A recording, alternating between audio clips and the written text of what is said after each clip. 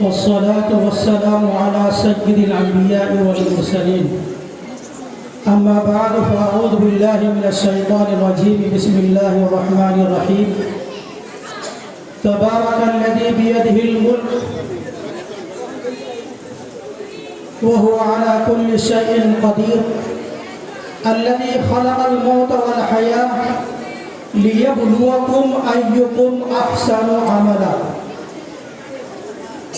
محترم حضرات، معزز سامعین اعزام، جیسا کہ آپ حضرات کو معلوم ہے کہ آج کی یہ نشست کسی تقریر، بیان یا کسی خطاب کی مجلس نہیں ہے، بلکہ ہمارے بزرگوں کے تعلق سے اور ان کی جدائیگی پر اپنے دلوں میں پیدا ہونے والے جذبات اور احساسات کے ظاہر کرنے کے لیے یہ نشست منعقد کی گئی ہے۔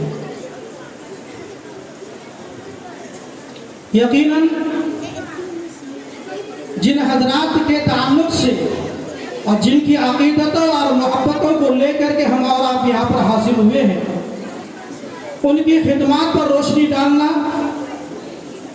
میرے لیے اور کم سے کم آج کے اس کم وقت کے اندر بہت ہی زیادہ مشکل نظر آ رہا ہے۔ دیکھیے قرآن کریم کی جو ہم نے آیت پڑھی ہے، اس کے اندر اللہ تبارک و تعالیٰ نے ارشاد فرمایا الذی خلق الموت والحیاۃ لیبلوکم ایکم احسن عملا۔ اللہ کی ذات وہ ہے جس نے موت کو بنایا اور حیات یعنی زندگی کو بنایا۔ اللہ تبارک و تعالیٰ نے زندگی اور موت کو پیدا کیوں کیا؟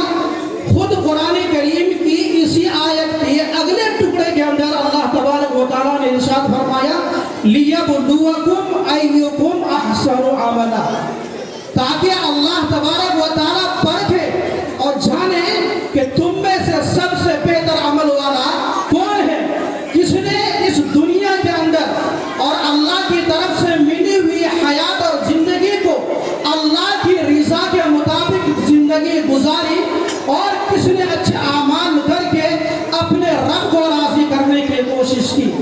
بزرگوں، اللہ تبارک و تعالیٰ نے اس آیت کے اندر جہاں پر زندگی کا ذکر کیا وہیں پر موت کا، لیکن آپ نے قرآن کریم کی ترتیب پر اگر غور کیا ہوگا تو آپ کے ذہنوں کے اندر یہ سوال کھڑا ہوگا کہ انسان پہلے پیدا ہوتا ہے، اس کے بعد نمبر موت کا آتا ہے۔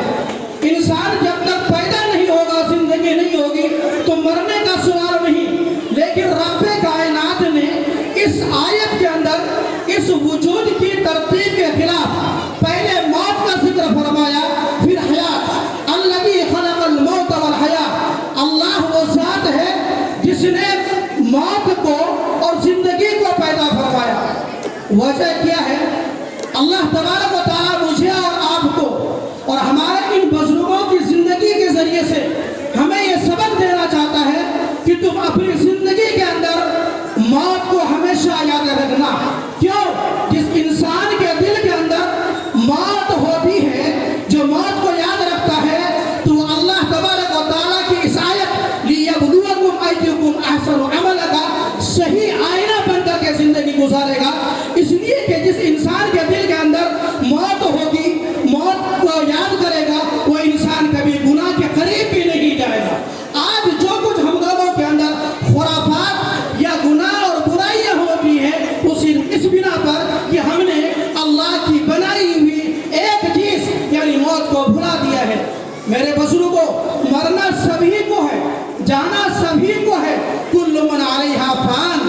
روئے زمین پر اللہ تبارک و تعالیٰ کی ذات کے علاوہ کسی بھی چیز کو قرار نہیں ہے، کوئی چیز ہمیشہ کے لیے باقی رہنے کے لیے دنیا کے اندر نہیں ہے۔ کسی چیز کا دنیا کے اندر آنا یہ اس کے اس دنیا سے جانے کی دلیل ہوا کرتا ہے۔ جس کو دنیا سے جانا نہیں، اس کو دنیا میں آنا بھی نہیں۔ تو کسی بھی انسان کا یا کسی بھی چیز کا اس دنیا کے اندر آنا اس کے اس دنیا کو چھوڑنے کی دلیل ہے۔ میرے بس वस्र को जो भी आया वो गया और जो भी आएगा इस दुनिया को छोड़ करके जाएगा। लेकिन उनको जो जाने से पहले जिंदगी मिलती है, इस दुनिया के अंदर हम देखते हैं कि लोगों की जिंदगियों की कैफियत अलग होती है, मुख्तलिफ होती है। हर इंसान अपने अपने तर्ज पर जिंदगी गुजारने की कोशिश करता है। अल्लाह तबारक व तआला ने इंसान को जिंदगी दी है। हयात के मौके पर, जिंदगी के मौके पर जब इंसान पैदा होता है, उस मौके पर इंसान को क्या करना चाहिए? इंसान दुनिया से जब जाता है, रुखसत होता है, उस मौके पर इंसान को क्या करना चाहिए? ये सारी चीजें हमारे आका जनाब मोहम्मद रसूलुल्लाह सल्लल्लाहु अलैहि वसल्लम ने हमें बतलाई है और आपकी तालीमात के अंदर सब कुछ मौजूद है। जाने वाले सभी जाते हैं, हमें भी जाना है और आपको भी जाना है।